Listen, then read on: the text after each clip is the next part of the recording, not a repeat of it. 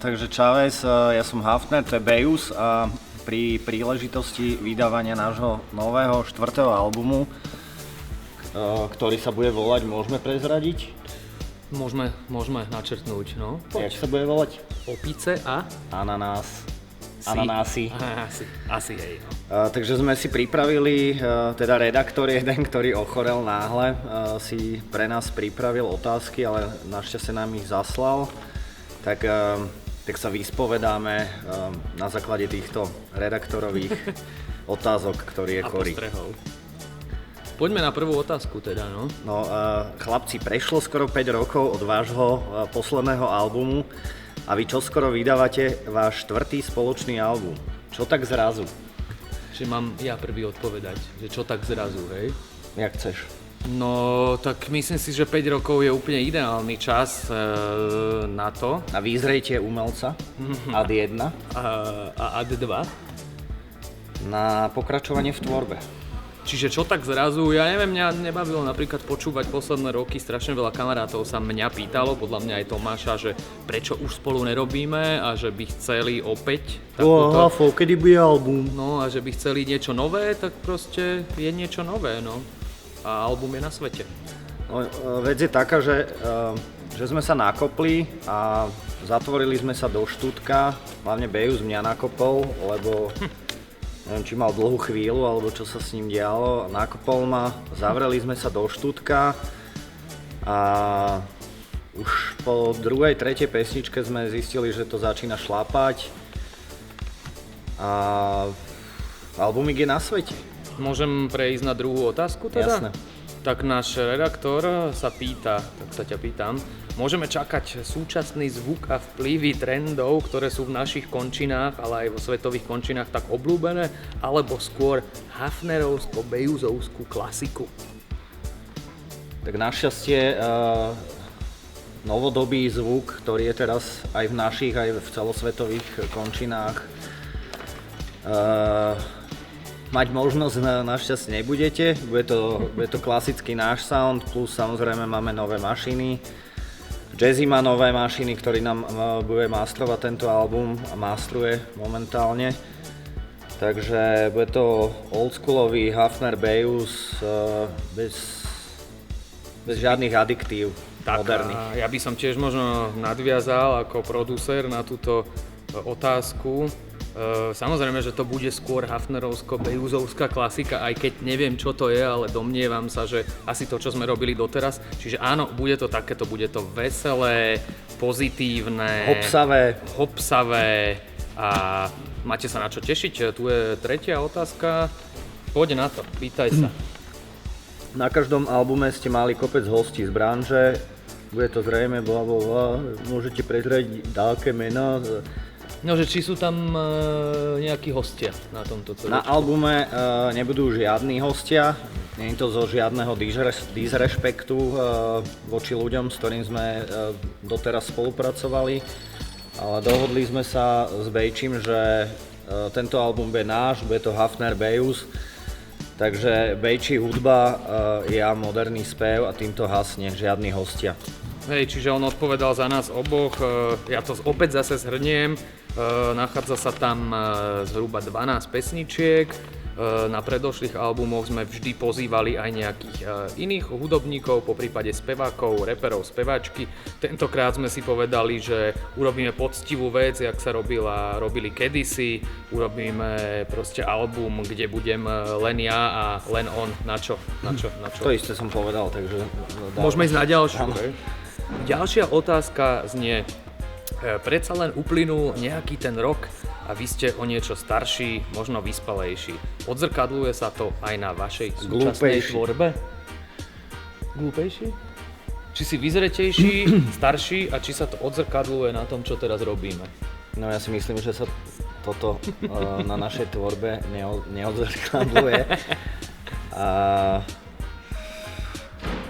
Ja neviem, ja osobne som tam nedal žiadne nejaké inšpiratívne alebo že hlboké myšlienky, ktoré by akože mali niečo mladým povedať a povzbudiť ich životu.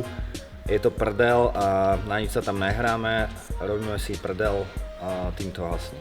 Čo sa týka mňa, tak Vyspelejší. ja môžem potvrdiť, že jednoznačne vyspelejší, pretože hudba je jak víno, čím dlhšie, tak tým chutnejšie. A čo sa týka jeho, ja si myslím, že hej, je to síce pekné od neho, že si to neprizná, ale napríklad mňa veľmi potešilo, že samozrejme je to hlúpe ako vždy, ale má to aj hlavu, aj petu. Poďme na ďalšiu otázku, ktorú prečítaj ty.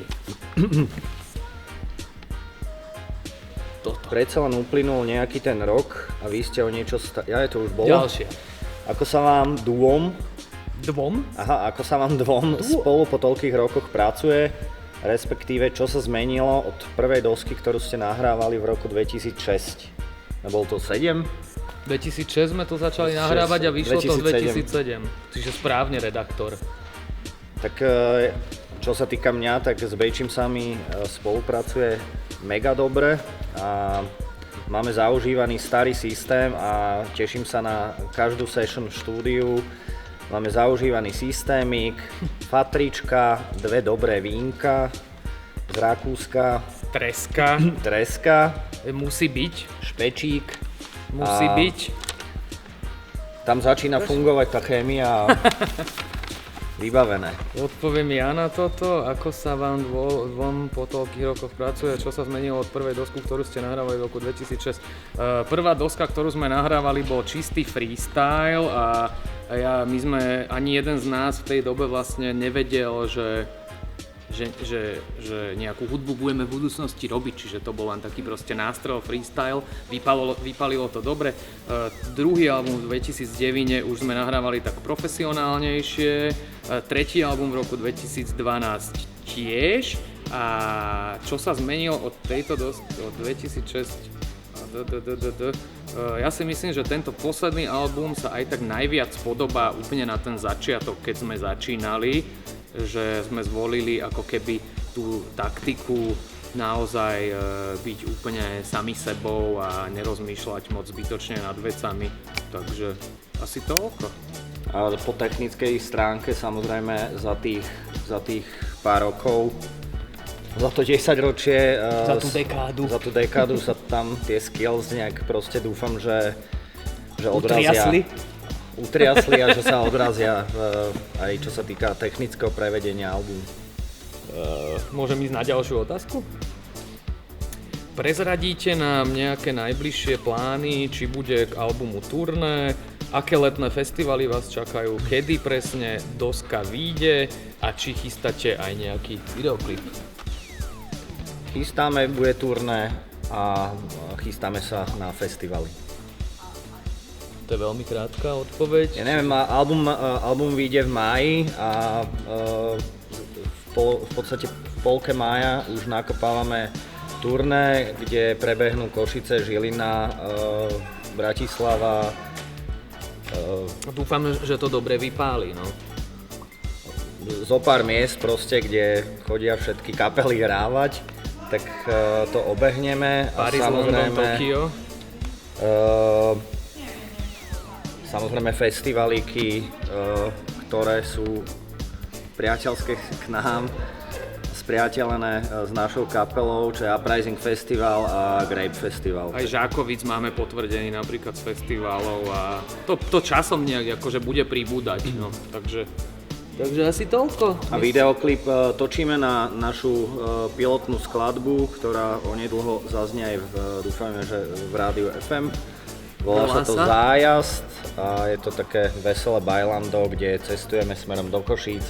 A nakoniec prejdeme z Košíc na Bali a tam to všetko začne. Taký Balkán 2, no. Nechajte sa prekvapiť. Takže asi toľko, nie? Myslím si, že... Čo tam je ešte napísané? Čo si ty vlastne o mne myslíš? OK, no a ďakujeme, že nás budete podporovať, dúfame, že nás budete podporovať a strašne dúfame, že sa vám bude náš album páčiť, pretože sme do neho fakt, že vložili srdce. A kus energie, kus života. A ja neviem, zostaňte takí, akí ste. Bless. Čau. Dovidenia.